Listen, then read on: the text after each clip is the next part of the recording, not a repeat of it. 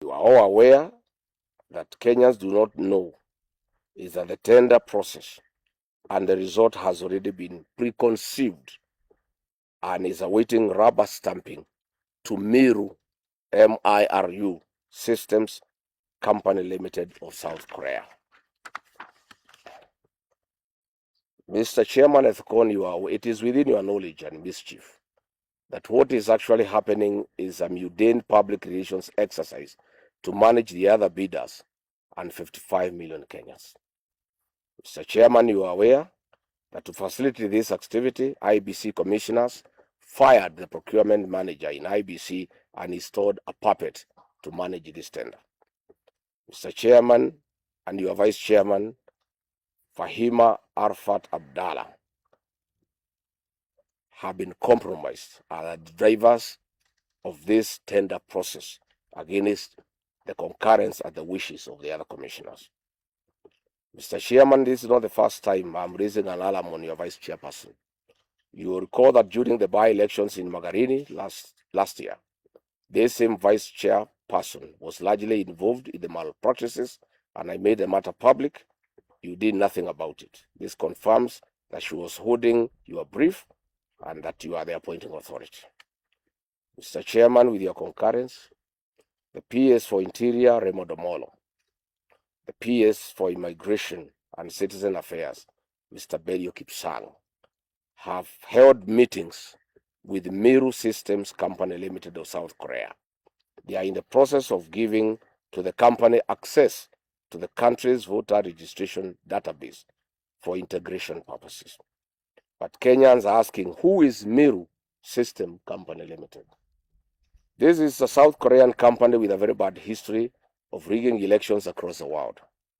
Their global failures are well documented, having faced allegations of faulty technology in Argentina, Philippines, and the DRC, where they deployed their equipment and technology. In 2018, MIRU Systems Company Limited supplied BVR kits to the Democratic Republic of Congo. Reports show that they delivered the election equipment 6 months late. Following the controversy, the South Korean government publicly distanced itself from this company. In the Democratic Republic of Congo in 2023, election observers reported that up to 45% of polling stations experienced equipment malfunctions, and this potentially excluded 17 million Congolese from voting. Illegible voters' cards were used, and actual voters were removed from the roll of voters. Following Congo's 2018 and 2023 polls, the U.S. Treasury Department placed election commissions, then President and 2 of his deputies under sanctions for undermining the democratic process of institutions. In 2024, in the Philippines, the mock elections conducted using MIRU's technology encountered fatal flaws. Many organizations, especially human rights groups, rejected MIRU's explanations, pointing to unresolved security and reliability issues. It is beyond discussions that Kenya would ever even imagine having such a vendor for our 2027 general elections. During the October 2024 parliamentary elections in Iraq's Kurdistan region, election monitors claimed that voting machines in up to 70 to 75% of stations malfunctioned by failing to properly record and transmit results. Iraq's Board of Supreme Audit raised red flags and warned the Election Commission about systems' credibility just days before the vote. Following the election, various political blocs in Iraq claimed the machines were hacked or manipulated, triggering widespread political tension and a mandated manual recount. The MIRU plan in Kenya, as directed by William Ruto. Under the instructions of William Ruto, MIRU Technologies has been instructed to prepare a new voters register and suppress voters from the following regions perceived to be against this regime. 1. Western Kenya. 2. Nyanza region, but in Kisii and Nyamira counties. 3. The Mount Kenya region. 4. Lower Eastern. 5. Nairobi. 6. Taveta and Namu. 5. Rift Valley in Nakuru, Laikipia, Kajiado, and Narok. We appeal to our development partners and embassies accredited to the Republic of Kenya to take note of this threat to Kenya's electoral democracy. The company should be banned and never allowed to manage any election or supply its equipment and technology to this country. I would like to challenge IEBC to confirm if the technical specifications in the tender have not been specifically crafted and tailor-made around the profile of MIRU systems technology. The IEBC must tell Kenyans whether this procurement process is in line with provisions of Article 227 of the Constitution and Section 60 and 61 of the Public Procurement and Asset Disposal Act.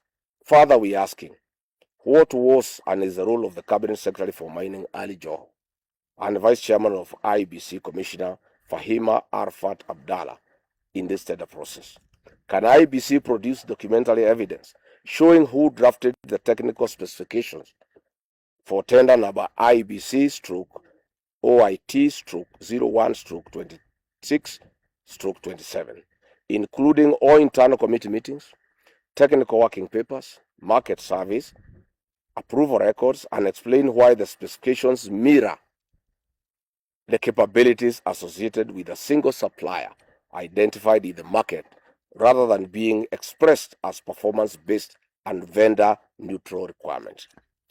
Before publishing the tender, what market analysis did IEBC undertake to establish the multiple qualified manufacturers or system integrators could realistically satisfy every mandatory technical requirement, and how many suppliers were identified as capable of meeting the specifications without requiring exceptions or waivers? How come and why did the IEBC formulate mandatory experience and qualification requirements that absolutely correspond with the operational history of MIRU technologies, instead of adopting proportionate, objective, and outcome-based eligibility criteria as required under the Procurement Act? And what technical justification exists for each restrictive qualification? What a clever coincidence, Mr. Ethekon. How come and why does the tender document contain numerous provisions requiring IEBC to insert, specify, or determine technical standards later, which stimulously imposing rigid mandatory requirements elsewhere? And how can bidders prepare comparable and responsive tenders where essential specifications remain undefined or internally contradictory? Why did the IEBC require a tender security of 30 million shillings while failing to disclose sufficient information regarding the quantities, commercial scope, estimated procurement value, or the budgetary basis necessary to demonstrate compliance with Section 61 of PPADA, and how are bidders expected to assess commercial risk under those circumstances? Finally, given that the Constitution requires procurement to be fair, equitable, transparent, competitive, and cost-effective, what safeguards did IEBC implement during the drafting stage to ensure that no manufacturer's proprietary, architecture, certification profile, or product ecosystem, including that associated with the MIRU systems, was embedded into the mandatory specifications in a manner that excluded otherwise qualified competitors?